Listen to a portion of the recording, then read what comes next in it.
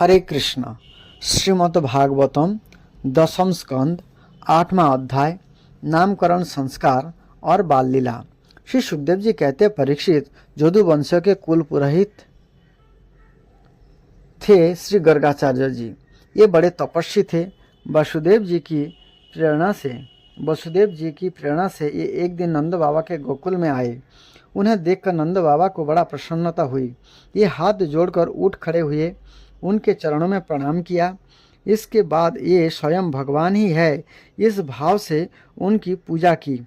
जब गर्गाचार्य जी आराम से बैठ गए और विधि पूर्वक उनका आतिथ्य सत्कार हो गया, तब नंद बाबा ने बड़े ही मधुर वाणी से उनका अभिनंदन किया और कहा, भगवान आप तो स्वयं पूर्ण काम है, फिर भी आपकी क्या सेवा करूं? आप जैसे महात्माओं का हमारे जैसे गृहस्थों के घर आ जाना ही हमारे परम कल्याण का कारण है। हम तो घर में इतने उलझ रहे हैं और इन प्रपंचों में हमारा चित्त इतना दीन हो रहा है कि हम आपके आश्रम तक जा भी नहीं सकते। हमारे कल्याण के सिवा आपके आगमन का और कोई हेतु नहीं है। प्रभु, जो बात साधारणतः इंद्रियों की पहुँच के बाहर है अथवा भूत और भविष्य के गर्भ में निहित है, वह भी ज्योतिष शास्त्रों के द्वारा प्रत्यक्ष जान ली जाती है। आपने उसी ज्योतिष शास्त्रों की रचना की है। आप ब्रह्मवेत्ता में श्रेष्ठ है, इसलिए मेरे इन दोनों बातों के नामकरण आदि संस्कार आप ही कर दीजिए, क्योंकि ब्राह्मण जन्म से ही मनुष्य मात्र का गुरु है। गर्गाचार्य जी ने कहा, नंद जी, मैं सब जगह जदुवंशियों के आचार्य के रूप में प्रसिद्ध हूँ। यदि मैं तुम्हारे पुत्र का संस्कार करूँगा तो लोग समझेंगे कि यह तो देवकी का पुत्र है। कंस की बुद्धि बुरी है, यह पाप ही सोचा करती हैं। वसुदेव जी के साथ तुम्हारी बड़ी घनिष्ठ मित्रता है। जब से देवकी की कन्या से उसने यह बात सुनी है कि उसको मरवाने वाला और कहीं पैदा हो गया है, तब से यह वही सोचा करता है कि देवकी के 8वें गर्भ से कन्या का जन्म नहीं होना चाहिए। यदि मैं तुम्हारे पुत्र का संस्कार कर दूं और वह इस बालक को वसुदेव जी का लड़का समझकर मार डालें तो हमसे बड़ा अन्याय हो जाएगा। नंद बाबा ने कहा, आचार्य जी, आप चुपचाप इस एकांत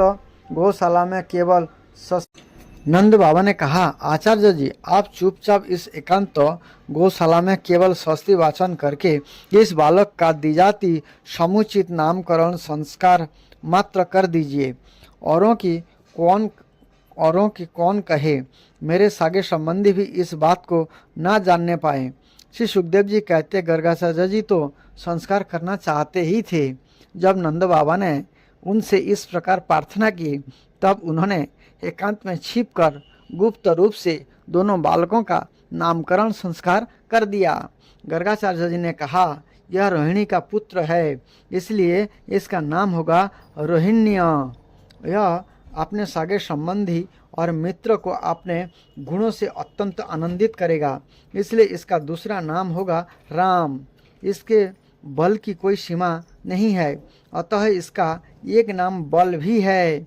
यह यादवों में और तुम लोगों में कोई भेदभाव नहीं रखेगा और लोगों में फूट पड़ने पर मेल करवाएगा, इसलिए इसका एक नाम संकर्षण भी है।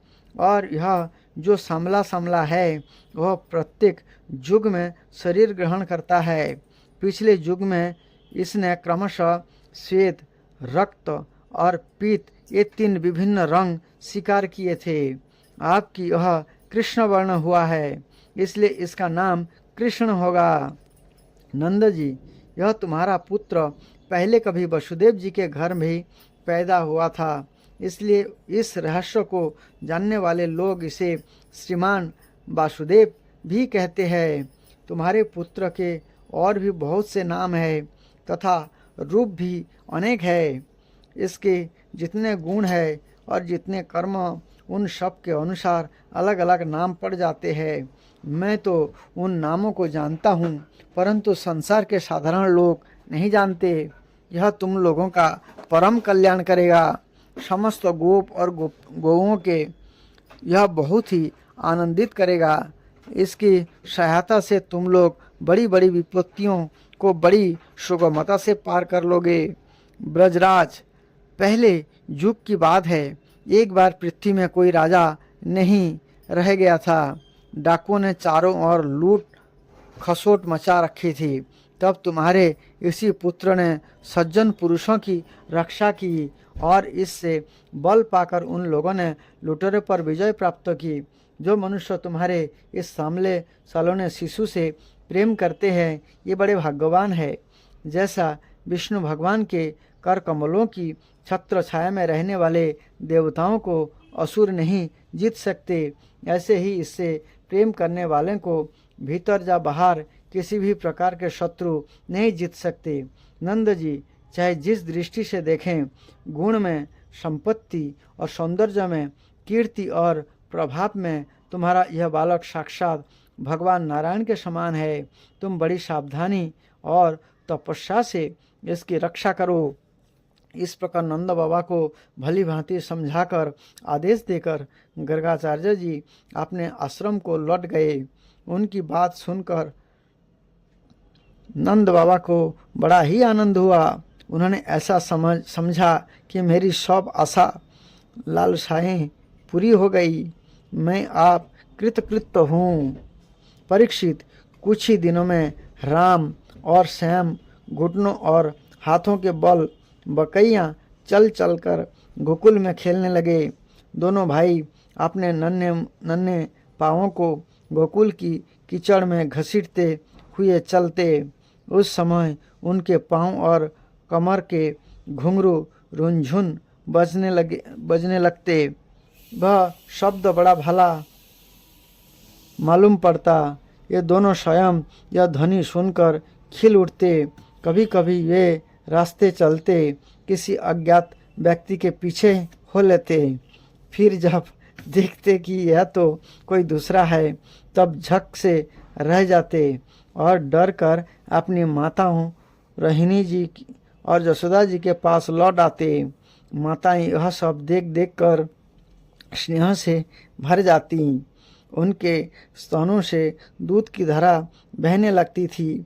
जब उनके दोनों नन्हे नन्हे से शिशु अपने शरीर में कीचड़ का अंगराग लगाकर लौटते, तब उनकी सुंदरता और भी बढ़ जाती थी।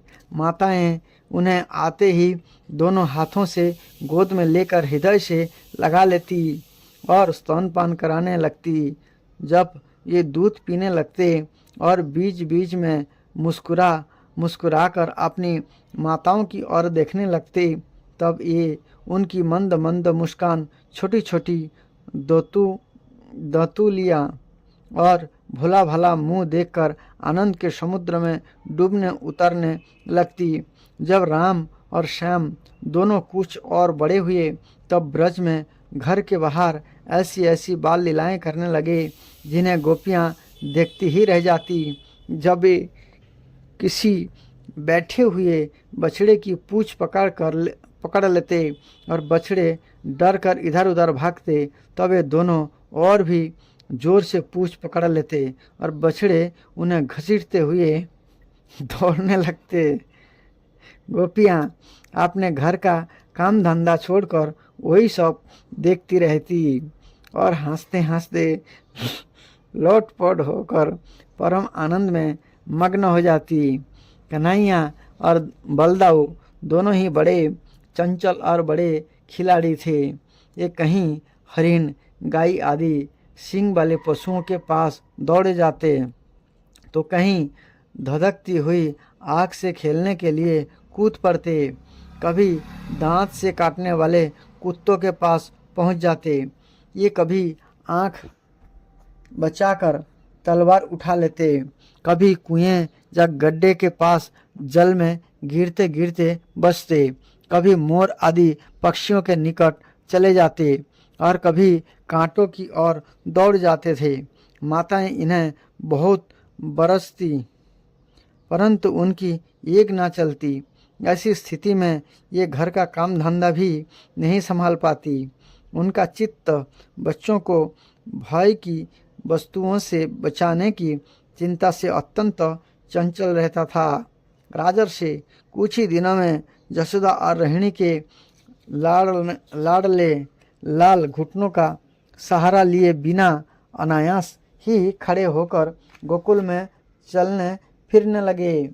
ये ब्रजवासियों के कन्हैया स्वयं भगवान है, परम सुंदर और परम मधुर। आप ये और बलराम अपनी ही उम्र के ग्वाल वालों को अपने साथ लेकर खेलने के लिए ब्रज में निकाल पड़ते और ब्रज की भाग्यवती गोपियों को निहाल करते हुए तरह तरह के खेल खेलते। उनके बचपन की चंचलताएं बड़ी ही अनोखी होती थी। गोपियों को तो ये बड़ी ही सुंदर और मधुर लगती।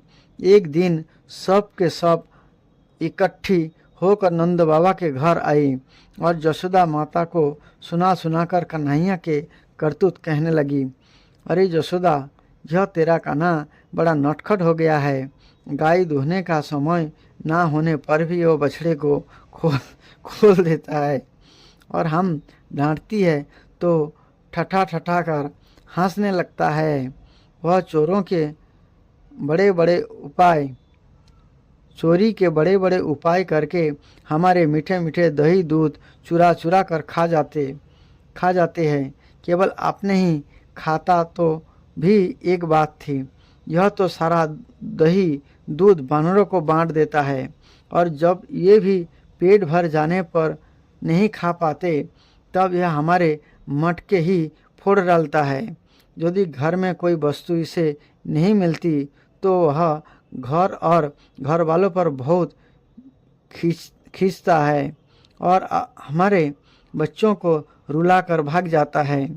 जब हम दही दूध को छीकों पर रख देते हैं और इसके छोटे छोटे हाथ वहाँ तक नहीं पहुँच पाते तब यह बड़े बड़े उपाय रचता है। कहीं दो चार पीड़ों को एक के ऊपर एक रख देता है, कहीं उखल पर चढ़ जाता है तो कहीं उखल पर पीड़ा रख देता है।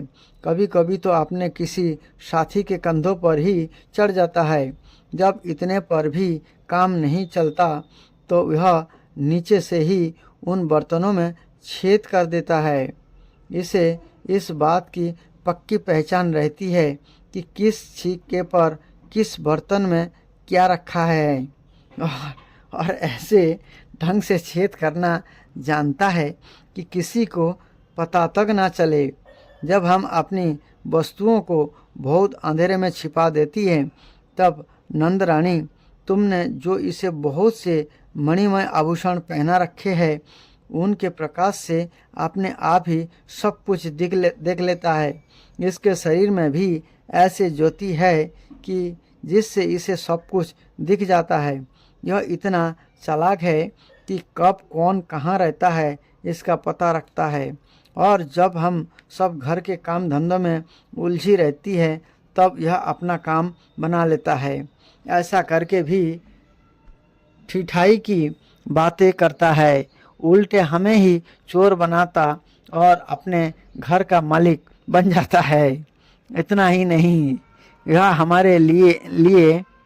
हमारे लिपे पुते स्वच्छ घर में मूत्र आदि भी कर देता है। तनिक देखो तो इसकी, और वहाँ तो चोरी के अनेकों उपाय करके काम बनाता है और वहाँ मालूम हो रहा है मानो पत्थरों की मूर्ति खड़ी हो। बारे भोले भाले साधु, इस प्रकार गोपियाँ कहती जाती और श्री कृष्ण के भीत चकित नेत्रों से युक्त मुखमंडल को दिखती जाती। उनकी यह दशा देखकर नंद रानी जसोदा जी उनके मन का भाव ताड़ लेती और उनके हृदय में स्नेह और आनंद की बाढ़ आ जाती। ये इस प्रकार हंसने लगती कि अपने लाडले कन्हैया को इस बात का उलाहना भी ना दे पाती, डांटने की बात तक तो नहीं सोच पाती। एक दिन बलराम आदि ग्वाल बाल श्री कृष्ण के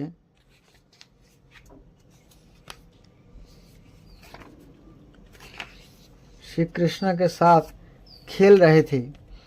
उन लोगों ने माँ जसोदा के पास आकर कहा, माँ, कन्हैया ने मिट्टी खाई है। हितोषिणी जसोदा ने श्री कृष्ण का हाथ पकड़ लिया। उस समय श्री कृष्ण की आंखें डर के मारे नाच रही थी। जसोदा मैया ने डांट कर कहा, क्यों रे नटखट, तू बहुत ढीठ हो गया है। तूने अकेले में छिपकर मिट्टी क्यों खाई? देख तो तेरे दल के तेरे सखा क्या कह रहे हैं। तेरे बड़े भैया बलदाऊ भी तो उन्हीं की ओर से गवाही दे रहे हैं। भगवान श्री कृष्ण ने कहा, माँ, मैंने मिट्टी नहीं खाई, ये सब झूठ बक रहे हैं। यदि तुम इन्हीं की बात सच मानती हो तो मेरा मुंह तुम्हारे सामने ही है, तुम अपनी आंखों से देख लो। जसोदा जी ने कहा, अच्छी बात, यदि ऐसा है तो मुंह खोल। माता के ऐसा कहने पर भगवान श्री कृष्ण ने अपना मुंह खोल दिया। परीक्षित, भगवान श्री कृष्ण का ऐश्वर्य अनंत है। ये केवल लीला के लिए ही मनुष्य के बालक बने हुए हैं। यशोदा जी ने देखा कि उनके मुंह में चौर अचौर संपूर्ण जगत विद्यमान है। आकाश वह शून्य जिसमें किसी की गति नहीं, दिशाएं, पहाड़, द्वीप और समुद्र के सहित सारी पृथ्वी, बहने वाली वायु, वैद्युत, अग्नि, चंद्रमा और तारों के साथ संपूर्ण ज्योतिर्मंडल, जल, तेज, पवन, विहत प्राणियों के चलने फिरने का आकाश, वैकारिक अहंकार के कार्य, देवता, मन, इंद्रियां, पंच तन्मात्राएं और तीनों गुण श्री कृष्ण के मुख में दिख पड़े। परीक्षित, जीव, काल, स्वभाव, कर्म, उनकी वासना और शरीर आदि के द्वारा विभिन्न रूप में दिखने वाला यह सारा विचित्र संसार, संपूर्ण ब्रज और अपने आप को भी जसोदा जी ने श्री कृष्ण के नन्हे से खुले हुए मुख में देखा। ये बड़ी शंका में पड़ गई। ये सोचने लगी कि यह कोई स्वप्न है या भगवान की माया। कहीं मेरी बुद्धि में ही तो कोई भ्रम नहीं हो गया है। संभव है मेरे इस बालक में ही कोई जन्मजात योग सिद्धि हो, जो चित्त, मन, कर्म और वाणी के द्वारा ठीक ठीक तथा सुगमता से अनुमान के विषय नहीं होते। यह सारा विश्व जिनके आश्रित है, जो इनके प्रेरक है और जिनकी सत्ता से ही इसकी प्रतीति होती है, जिनका स्वरूप सर्वथा अचिंत्य है, उन प्रभु को मैं प्रणाम करती हूँ। यह मैं हूँ और ये मेरे पति तथा यह मेरा लड़का है। साथ ही मैं ब्रजराज की समस्त संपत्तियों की स्वामिनी धर्म पत्नी हूँ। ये गोपियाँ, गोप और गोधन मेरे अधीन है। जिनकी माया से मुझे इस प्रकार की कुमति घेरे हुए है, ये भगवान ही मेरे एकमात्र आश्रय है। मैं उन्हीं की शरण में हूँ। जब इस प्रकार यशोदा माता श्री कृष्ण का तत्व समझ गई, तब सर्वशक्तिमान सर्वव्यापक प्रभु ने अपने पुत्र स्नेहमयी वैष्णवी जोग माया का उनके हृदय में संचार कर दिया। यशोदा जी को तुरंत यह घटना भूल गई। उन्होंने अपने दुलारे लाल को गोद में उठा लिया। जैसे पहले उनके हृदय में प्रेम का समुद्र उमड़ता रहता था, वैसे ही फिर उमड़ने लगा। सारे वेद, उपनिषद, सांख्य, योग और भक्तजन जिनके महात्मा का गीत गाते गाते अघाते नहीं, उन्हीं भगवान की यशोदा जी अपना पुत्र मानती थी। राजा परीक्षित ने पूछा, भगवान नंद बाबा ने ऐसा कौन सा बहुत बड़ा मंगलमय साधन किया था और परम भाग्यवती यशोदा जी ने भी ऐसे कौन सी तपस्या की थी, जिसके कारण स्वयं भगवान ने अपने श्री मुख से उनका स्तनपान किया। भगवान श्री कृष्ण की ये बाल लीलाएं, जो ये अपने ऐश्वर्य और महत्ता आदि को छिपाकर ग्वाल बालों में करते हैं, इतनी पवित्र है कि उनका श्रवण कीर्तन करने वाले लोगों के भी सारे पाप ताप शांत हो जाते हैं। त्रिकालदर्शी ज्ञानी पुरुष आज भी इनका गान करते रहते हैं। यही लीलाएं उनके जन्मदाता माता पिता देवकी वसुदेव जी को तो देखने को ना मिली और नंद जसोदा उनका अपार सुख लूट रहे हैं। इसका क्या कारण है? श्री सुखदेव जी ने कहा, परीक्षित, नंद बाबा पूर्व जन्म में एक श्रेष्ठ वसु थे। उनका नाम था द्रोण और उनकी पत्नी का नाम था धरा। उन्होंने ब्रह्मा जी के आदेश का पालन करने की इच्छा से उनसे कहा, भगवान, जब हम पृथ्वी पर जन्म लें तब जगदीश्वर भगवान श्री कृष्ण में हमारी अनन्य प्रेममयी भक्ति हो, जिस भक्ति के द्वारा संसार में लोग अनायास ही दुर्गतियों को पार कर जाते हैं। ब्रह्मा जी ने कहा, ऐसा ही होगा। यही परम यशस्वी भगवानमय द्रोण ब्रज में पैदा हुए और उनका नाम हुआ नंद, और वे ही धरा इस जन्म में जसोदा के नाम से उनकी पत्नी हुई। परीक्षित, आप इस जन्म में जन्म मृत्यु के चक्र से छुड़ाने वाले भगवान उनके पुत्र हुए और समस्त गोप गोपियों की अपेक्षा इन पति पत्नी नंद और जसोदा जी का उनके प्रति अत्यंत प्रेम हुआ। ब्रह्मा जी की बात सत्य करने के लिए भगवान श्री कृष्ण बलराम जी के साथ ब्रज में रहकर समस्त ब्रजवासियों को अपनी बाल लीला से आनंदित करने लगे। वात्सल्यमयी जसोदा माता अपने लीला के मुख में विष देखकर डर गई, परंतु वात्सल्य प्रेम रस भावित हृदय होने से उन्हें विश्वास नहीं हुआ। उन्होंने यह विचार किया कि यह विश्व का बखेड़ा लाला के मुंह में कहाँ से आया।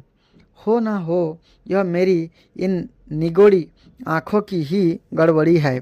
मानो इसी से उन्होंने अपने नेत्र बंद कर लिए। तो जसोदा जी जो है सब कुछ भूल गए जोग माया के कारण। जब श्याम सुंदर घुटनों का सहारा लिए बिना चलने लगे तब वे अपने घर में अनेकों प्रकार की कौतुकमयी लीला करने लगे। सुन्ने चोरयत स्वयं निज गृहे अंगिवीनम मणिस्तंभे सप्रतिबिंबमीक्षिता बत स्तेनैव साधं भिया भातर्मावद मातरं मम समभाग स्तवापि हितो भुङ्क्षेत्यालपतो हरे कलबचो मात्र हयो श्रूयते। एक दिन सांबरे सलोने ब्रजराज कुमार श्री कन्हैया लाल जी अपने सुने घर में स्वयं ही माखन चुरा रहे थे। उनकी दृष्टि मणि के खंभे में पड़े हुए अपने प्रतिबिंब पर पड़ी। आप तो ये डर गए। आपने प्रतिबिंब से बोले, अरे भैया, मेरी माया से कहिए मत। तेरा भाग ही मेरे बराबर ही मुझे स्वीकार है। ले खा ले भैया। जसोदा माता अपने लाला की तोतली बोली सुन रही थी। उन्हें बड़ा आश्चर्य हुआ। ये घर में भीतर घुस आई। माता को देखते ही श्री कृष्ण ने अपने प्रतिबिंब को दिखाकर बात बदल दी। मैया मैया, यह कौन है? लोभ बस तुम्हारा माखन चुराने के लिए आज घर में घुस आया है। मैं माना करता हूँ तो मानता नहीं है, और मैं क्रोध करता हूँ तो वह भी क्रोध करता है। मैया, तुम कुछ और मत सोचना। मेरे मन में माखन का तनिक भी लोभ नहीं है। आपने दूध मुँहे शिशु की प्रतिभा देखकर मैया वात्सल्य स्नेह के आनंद में मग्न हो गई। एक दिन श्याम सुंदर माता के बाहर जाने पर घर में ही माखन चोरी कर रहे थे। इतने में ही दैववश जसोदा जी लौट आई और अपने लाडले लाल को ना देखकर पुकारने लगी, कन्हैया कन्हैया, अरे आ मेरे बाप, कहाँ है? कहाँ क्या कर रहा है? माता की यह बात सुनते ही माखन चोर श्री कृष्ण डर गए और माखन चोरी से अलग हो गए। फिर थोड़ी देर चुप रहकर जसोदा जी से बोले मैया रे मैया, यह जो तुमने मेरे कंकण में पद्मराग जड़ा दिया है, इसकी लपेट से मेरा हाथ जल रहा है। इसी से मैंने इसे मक्खन के मटके में डालकर बुझाया था। माता यह मधुर मधुर कन्हैया की तोतली बोली सुनकर मुग्ध हो गई और आओ बेटे ऐसा कहकर लाला को गोद में उठा लिया और प्यार से चूमने लगे। छन्याभ्यम। एक दिन माता ने माखन चोरी करने पर श्याम सुंदर को धमकाया, डांटा, फटकारा। बस दोनों नेत्रों से आंसुओं की झड़ी लग गई। कर कमलों से आंसू मलने लगे। ओम ओम ओम करके रोने लगे। गला रुंध गया, मुंह से बोला नहीं जाता था। बस माता यशोदा का धैर्य टूट गया। आपने आंचल से आपने लाला कन्हैया का मुंह पोंछा और बड़े प्यार से गले लगाकर बोली, लाला यह सब तुम्हारा ही है, वह चोरी नहीं है। एक दिन की बात है। पूर्ण चंद्र की चांदनी से मणिमय आंगन धुल गया था। यशोदा मैया के साथ गोपियों की गोष्ठी जुड़ रही थी। वहीं खेलते खेलते कृष्ण की दृष्टि चंद्रमा पर पड़ी। उन्होंने पीछे से आकर यशोदा मैया का घूंघट उतार दिया और अपने कोमल करों से उनकी चोटी खोलकर खींचने लगा और बार बार पीठ थप्पाने लगे। मैं लूँगा। तोतली बोली से इतने ही कहते। जब मैया की समझ में बात नहीं आई तब उसने स्नेहार्द दृष्टि से पास बैठी ग्वालिनी की और देखा। अब ये विनय से प्यार से फुसलाकर श्री कृष्ण को अपने पास ले आई और बोली, लालन तुम क्या चाहते हो? दूत। श्री कृष्ण, ना। क्या बढ़िया दोई? ना। क्या खुरचन? ना। मलाई? ना। ताज़ा माखन? ना। ग्वालिनी ने कहा, बेटा रूठो मत, रो मत, जो मांगोगे सो देंगी। श्री कृष्ण ने धीरे से कहा, घर की वस्तु नहीं चाहिए, और अंगुली उठाकर चंद्रमा की ओर संकेत कर दिया। गोपियाँ बोली, अरे बाप, यह कोई मक्खन का लोंदा थोड़े ही है। हाय हाय, हम यह कैसे देंगी? यह तो प्यारा प्यारा हंस आकाश के सरोवर में तर रहा है।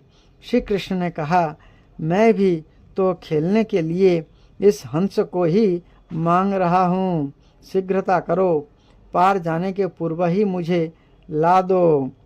और अब और भी मचल गए। धरती पर पांव पीट पीट कर और हाथों से गला पकड़कर दो दो कहने लगे और पहले से अधिक रोने लगे। दूसरी गोपियों ने कहा, बेटा राम राम, इन्होंने तुमको बहला दिया है। यह राजहंस नहीं है, वह तो आकाश में ही रहने वाला चंद्रमा है। श्री कृष्ण हट कर बैठे। मुझे तो वही दो, मेरे मन में इसके साथ खेलने की बड़ी लालसा है। अभी दो। जब बहुत रोने लगे तब यशोदा माता ने गोद में उठा लिया और प्यार करके बोली, मेरे प्राण, ना यह राजहंस है और ना तो चंद्रमा, यह माखन ही परंतु तुमको देने योग्य नहीं है। देखो, इसमें यह काला काला विष लगा हुआ है। इससे बढ़िया होने पर भी इसे कोई नहीं खाता है। श्री कृष्ण ने कहा, मैया, इसमें विष कैसे लग गया? बात बदल गई। मैया ने गोद में लेकर मधुर मधुर स्वर से कथा सुनाना प्रारंभ किया। माँ बेटे में प्रश्न उत्तर होने लगे। यशोदा, लाला एक क्षीर सागर है। श्री कृष्ण, मैया वो कैसा है? यशोदा, बेटा यह जो तुम दूत देख रहे हो, इसी का एक समुद्र है। श्री कृष्ण, मैया कितनी गाय ने दूध दिया होगा जब समुद्र बना होगा। यशोदा, कन्हैया, यह गाय का दूध नहीं है। हे कृष्ण, अरे मैया तो मुझे बतला रही है, भला बिना गाय के दूध कैसे? यशोदा, वत्स, जिसने गायों में दूध बनाया है यह गाय के बिना भी दूध बना सकता है। हे कृष्ण, मैया वह कौन है? यशोदा, वह भगवान है, परंतु अग उनके पास कोई जा नहीं सकता अथवा ग का रहित है। श्री कृष्ण, अच्छा ठीक है, आगे कहो। यशोदा,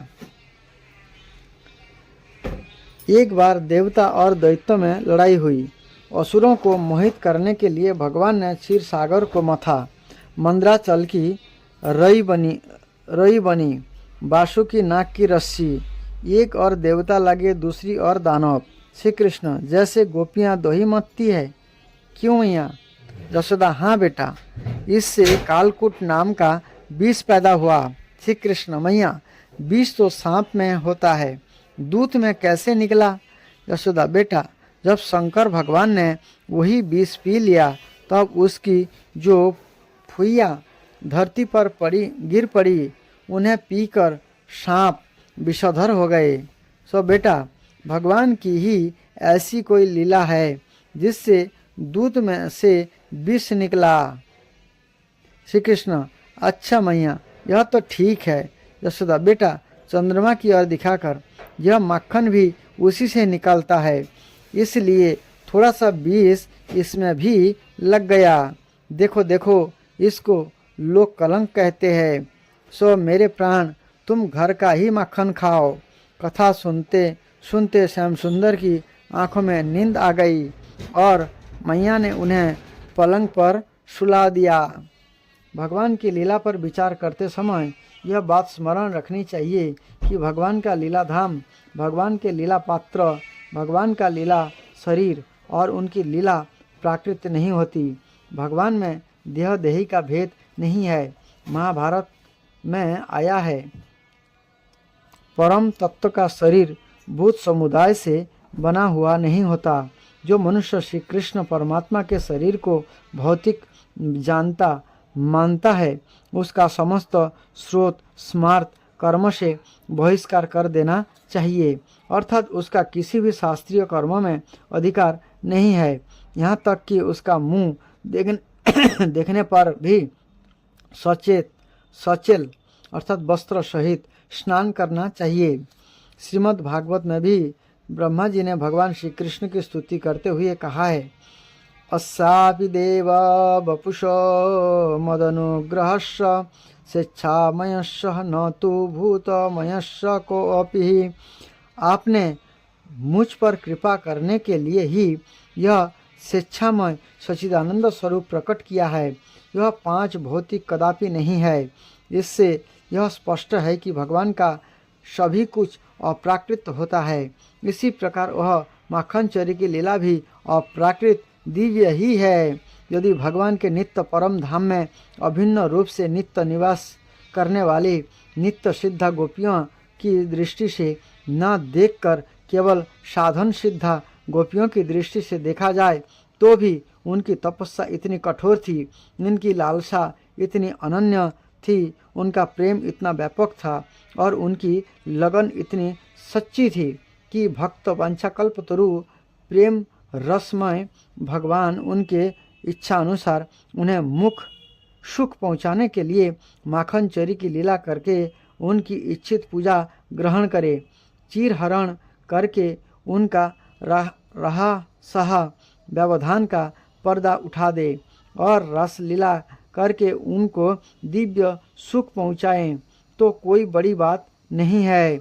भगवान की नित्य सिद्धा चिदानंदमयी गोपियों के अतिरिक्त तो बहुत सी ऐसी गोपियाँ और थी जो अपनी महान साधनों के फलस्वरूप भगवान की मुक्त जन वांछित सेवा करने के लिए गोपियों के रूप में अवतीर्ण हुई थी।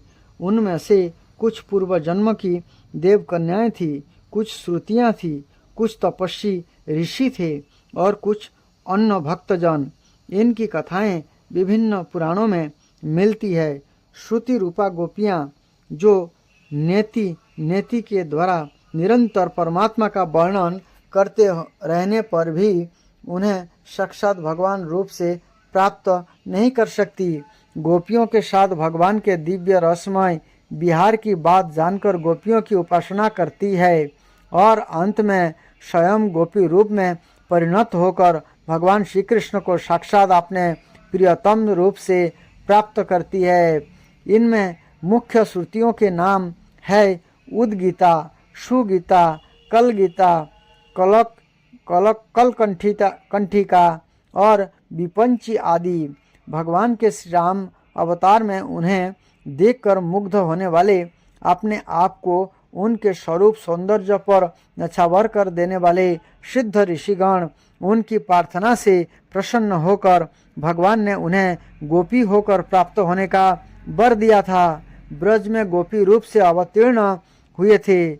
इसके अतिरिक्त मिथिला की गोपी, कौशल की गोपी, अयोध्या की गोपी, पुलिंद गोपी, रमा, वैकुंठ, श्वेतद्वीप आदि की गोपियाँ और जालंधरी गोपी आदि गोपियों के अनेकों जुट थे, जिनको बड़ी तपस्या करके भगवान से वरदान पाकर गोपी रूप में अवतीर्ण होने का सौभाग्य प्राप्त हुआ था। पद्म पुराण के पाताल खंड में बहुत से ऐसे ऋषियों का वर्णन है जिन्होंने बड़ी कठिन तपस्या आदि करके अनेकों कल्पों के बाद गोपी स्वरूप को प्राप्त किया था। उनमें से कुछ के नाम निम्नलिखित है। एक उग्रतपा नाम के ऋषि थे। ये अग्निहोत्री और बड़े दृढ़व्रती थे। उनकी तपस्या अद्भुत थी। उन्होंने पंचदशाक्षर मंत्र का जप और रासोन्मत्त नवकिशोर श्याम सुंदर श्री कृष्ण का ध्यान किया था। सो कल्पों के बाद ये सुनंद नामक गोप की कन्या सुनंदा हुए। एक सत्यतपा नाम के मुनि थे। ये सूखे पत्तों पर रहकर 10 अक्षर मंत्र का जप और श्री राधा जी के दोनों हाथ जोड़कर नाचते हुए श्री कृष्ण का ध्यान करते थे। 10 कल्प के बाद ये सुभद्र नामक गोपी की कन्या सुभद्रा हुए। हरिधामा नाम के एक ऋषि थे। ये निराहार रहकर कली काम बीज से युक्त विशंखरी मंत्र का जप करते थे और माधवी मंडप में कोमल कोमल पत्तों की सज्जा पर लेटे हुए जुगल सरकार का ध्यान करते थे। 3 कल्पों के पश्चात ये सारंग नामक गोप के घर रंगवेणी नाम से अवतीर्ण हुए। जावाली नाम के एक ब्रह्मज्ञानी ऋषि थे। उन्होंने एक बार विशाल वन में विचरते विचरते एक जगह बहुत बड़ी बबली देखी।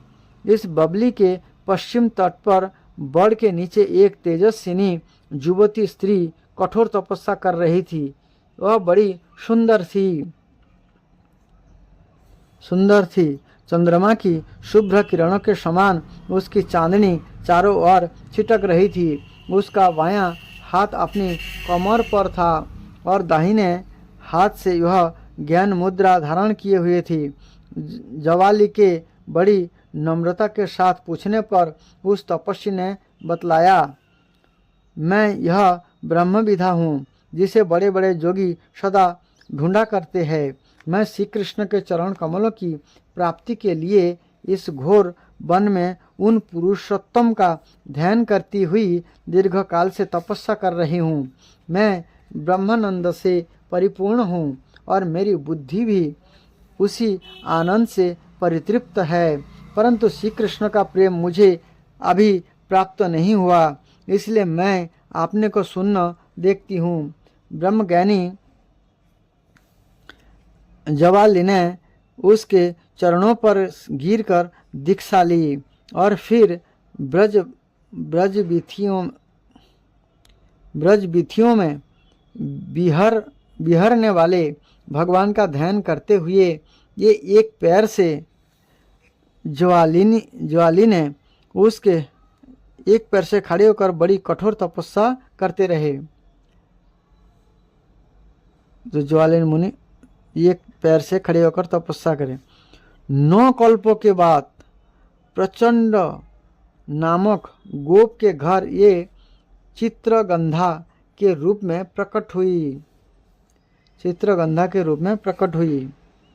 कुशध्वज नामक ब्रह्मर्षि के पुत्र शुचिश्रवा और सुवर्ण देवतज्ञ थे। उन्होंने शीर्षासन करके हिम हंस मंत्र का जप करते हुए और सुंदर कंदर्प तुल्य गोकुलवासी 10 वर्ष की उम्र के भगवान श्री कृष्ण का ध्यान करते हुए घोर तपस्या की। कल्प के बाद ये ब्रज में सुधीर नामक गोप के घर उत्पन्न हुए। इस प्रकार और भी बहुत सी गोपियों के पूर्व जन्म की कथाएं प्राप्त होती है। विस्तार भय से उन सब का उल्लेख यहाँ नहीं किया गया। भगवान के लिए इतनी तपस्या करके इतनी लगन के साथ कल्पों तक साधना करके जिन त्यागी भगवत प्रेमियों ने गोपियों का तन मन प्राप्त किया था, उनकी अभिलाषा पूर्ण करने के लिए, उन्हें आनंद दान देने के लिए यदि भगवान उनकी मनचाही लीला करते हैं तो इसमें आश्चर्य और अनाचार की कौन सी बात है। रामलीला के प्रसंग में स्वयं भगवान ने श्री गोपियों से कहा है, न पारये हम निरवध संयुजम ससाधु कृतम विबुधायुषापि वह जावाम जना दुर्जरहो श्रृंखला समुद्रे विसच्य तदवह पतिवातु साधुना। गोपियों, तुमने लोक और परलोक के सारे बंधनों को काट कर मुझसे निष्कपट प्रेम किया है। यदि मैं तुम में से प्रत्येक के लिए अलग अलग अनंत कल्प तक जीवन धारण करके तुम्हारे प्रेम का बदला चुकाना चाहूँ तो भी नहीं चुका सकता। मैं तुम्हारा ऋणी हूँ और ऋणी ही रहूँगा। तुम मुझे अपने साधु स्वभाव से ऋण रहित मानकर और भी ऋणी बना दो, वही उत्तम है। स्वर्ग लोक महेश्वर भगवान श्री कृष्ण स्वयं जिन महाभागा गोपियों के ऋणी रहना चाहते हैं, उनकी इच्छा होने से पूर्व ही भगवान पूर्ण कर दे, यह तो स्वाभाविक ही है। भला विचारिए तो सही श्री कृष्ण गत प्राणा, श्री कृष्ण रस भावित मति गोपियों के मन की क्या स्थिति थी। गोपियों का तन मन धन सभी कुछ प्राण प्रियतम श्री कृष्ण का था। ये संसार में जीती थी श्री कृष्ण के लिए, घर में रहती थी श्री कृष्ण के लिए और घर के सारे काम करती थी श्री कृष्ण के लिए। उनके निर्मल और जोगिंद्र दुर्लभ पवित्र बुद्धि में श्री कृष्ण के सिवा अपना कुछ था ही नहीं। श्री कृष्ण के लिए ही, श्री कृष्ण को सुख पहुँचाने के लिए ही, श्री कृष्ण की निजी सामग्रियों से ही, श्री कृष्ण को पूज कर, श्री कृष्ण के सुखी देखकर ये सुखी होती थी। प्रातःकाल निद्रा टूटने के समय से लेकर रात को सोने तक वे जो कुछ भी करती थी सब श्री कृष्ण की प्रीति के लिए ही करती थी। यहाँ तक कि उनकी निद्रा भी श्री कृष्ण में ही होती थी। स्वप्न और सुषुप्ति दोनों में ही ये श्री कृष्ण की मधुर और शांत लीला देखती और अनुभव करती थी। रात को दोही जमाते समय श्याम सुंदर की माधुरी छवि का ध्यान करती हुई प्रेममय प्रत्येक गोपी यह अभिलाषा करती थी कि मेरा दही सुंदर जमे।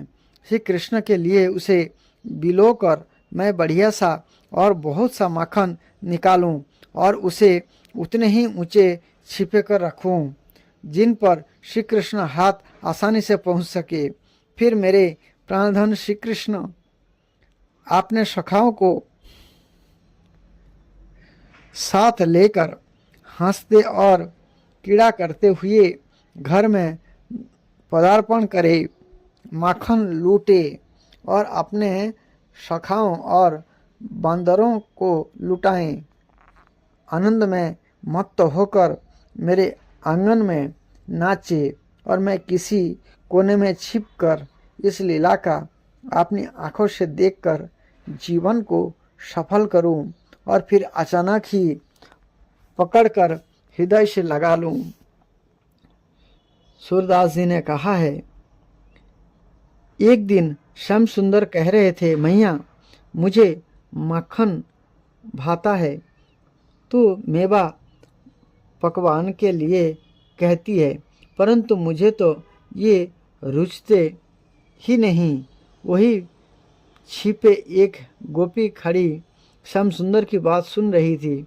उसने मन ही मन कामना की, मैं कब इन्हें अपने घर माखन खाते देखूंगी। ये मथनी के पास जाकर मथानी के पास जाकर बैठेंगे, तब मैं छिप रहूंगी। प्रभु तो अंतर्यामी है, गोपी के मन की जान गए और उसके घर पहुँचे तथा उसके घर का मक्खन खाकर उसे सुख दिया। गए श्याम तहिम ग्वालिनी के घर। उसे इतना आनंद हुआ कि वह फूली ना समाई। सूरदास जी गाते हैं, फूली फिरती ग्वाली मन में री, पूछती सखी परस्पर बातें, पाए परयो कुछु कहूँ तेरी, पुलकित रोम रोम गदगद मुख बाणी कहत न आवे, ऐसो कहा अही सो सखीरी, हमको क्यों ना सुनाबे, तन नारा जिया एक हमारो, हम तुम एक के रूप। सूरदास कहे, ग्वाली सखीनी सो देखूं रूप अनुपम। यह खुशी से छक कर फूली फूली रहने लगी।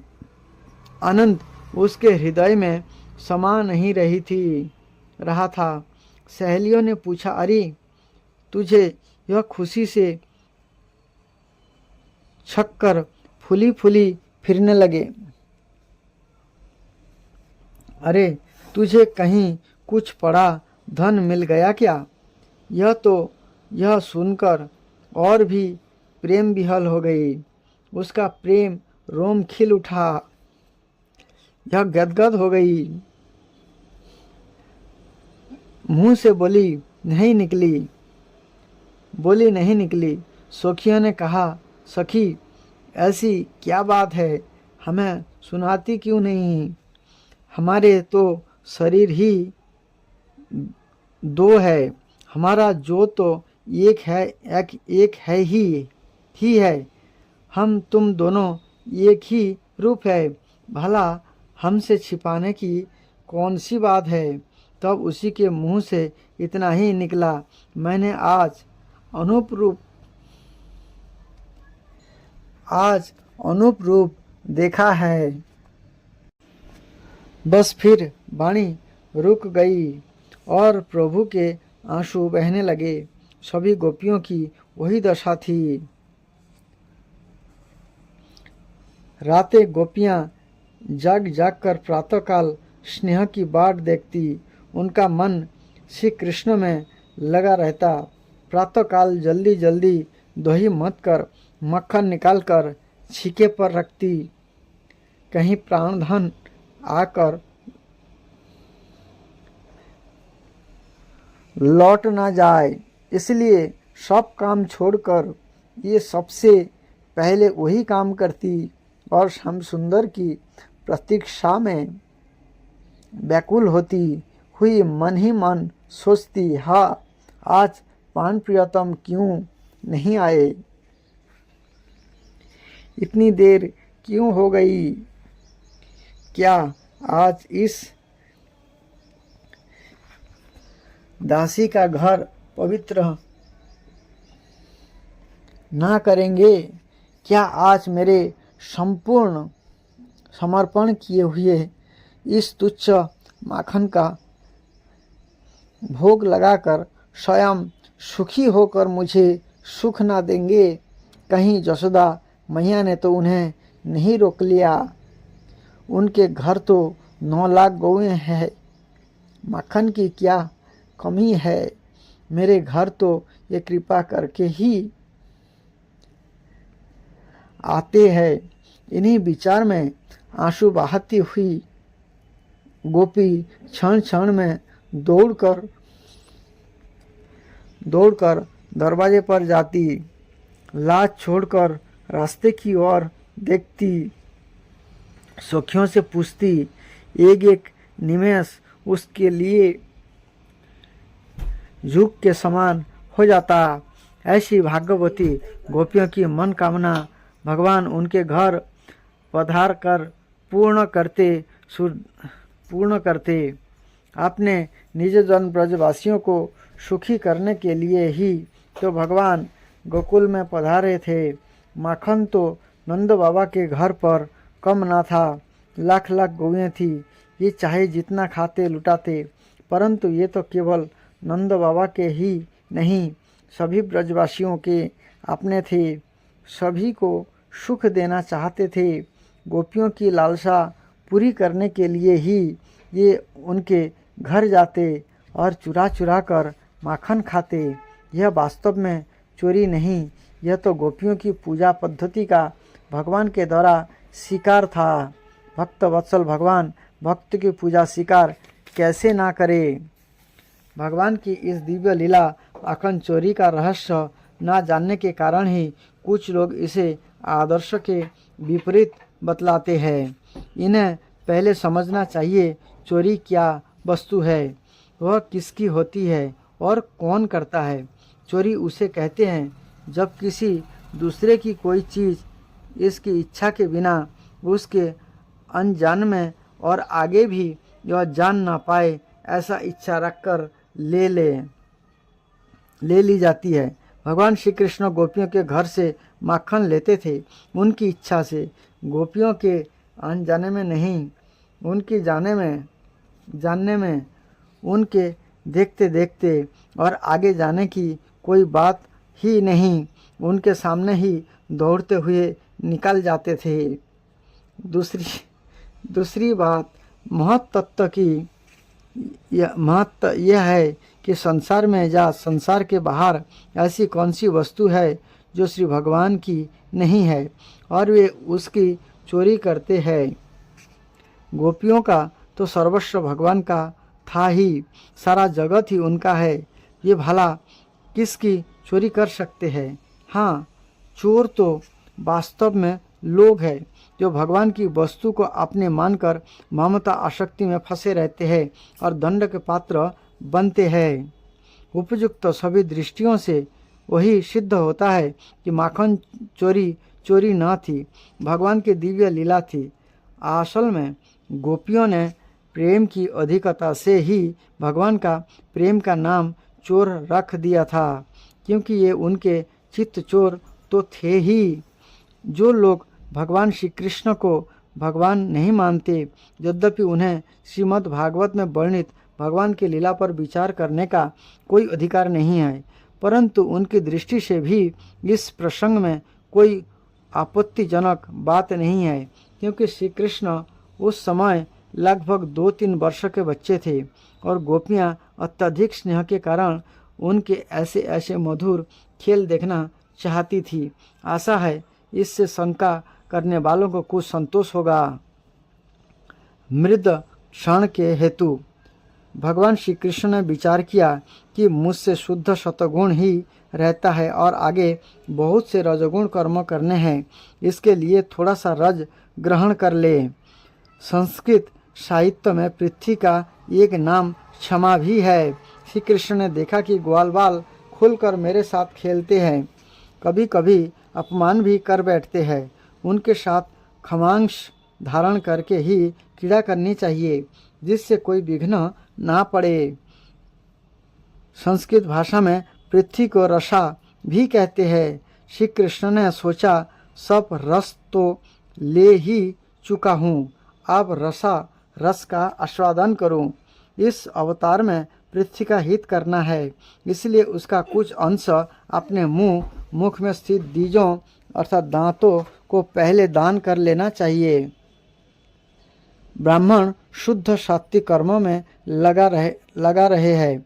अब उन्हें असुरों का संहार करने के लिए कुछ राजस कर्म भी करने चाहिए। वही सूचित करने के लिए मानो उन्होंने अपने मुख में स्थित बीज को अर्थात दांतों को रस से युक्त किया। पहले विष भक्षण किया था, मिट्टी खाकर उसकी दवा की।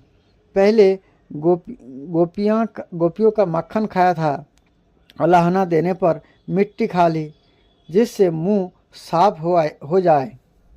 भगवान श्री कृष्ण के उदर में रहने वाले कोटि कोटि ब्रह्मांड के जीव ब्रज रज गोपियों के चरणों की रज प्राप्त करने के लिए व्याकुल हो रहे थे। उनकी अभिलाषा पूर्ण करने के लिए भगवान ने मिट्टी खाई। भगवान स्वयं ही अपने भक्तों की चरण रज मुख के द्वारा अपने हृदय में धारण करते हैं। छोटे बालक स्वभाव से ही मिट्टी खा लिया करते हैं। यशोदा जी जानती थी कि इस हाथ ने मिट्टी खाने में सहायता की है। चोर का सहायक भी चोर ही है, इसीलिए उन्होंने हाथ ही पकड़ा। भगवान के नेत्र में सूर्य और चंद्रमा का निवास है, ये कर्म के साक्षी है। उन्होंने सोचा कि पता नहीं श्री कृष्ण मिट्टी खाना स्वीकार करेंगे कि मुकर जाएंगे। जब हमारा कर्तव्य क्या है, इसी भाव को सूचित करते हुए दोनों नेत्र चकराने लगे। माँ, मिट्टी खाने के संबंध में ये मुझे अकेला ही नाम ले रहे हैं। मैंने खाई तो सबने खाई। देख लो, मेरे मुख में संपूर्ण विश्व। श्री कृष्ण ने विचार किया कि उस दिन मेरे मुख में विश्व को देखकर माता ने अपने नेत्र मुंद कर लिए थे। आज भी जब मैं अपना मुंह खोलूँगा, तब यह अपने नेत्र बंद कर लेगी। इस विचार से मुख खोल दिया। भगवान श्री कृष्ण इस विचार से मुख खोले। हरे कृष्ण।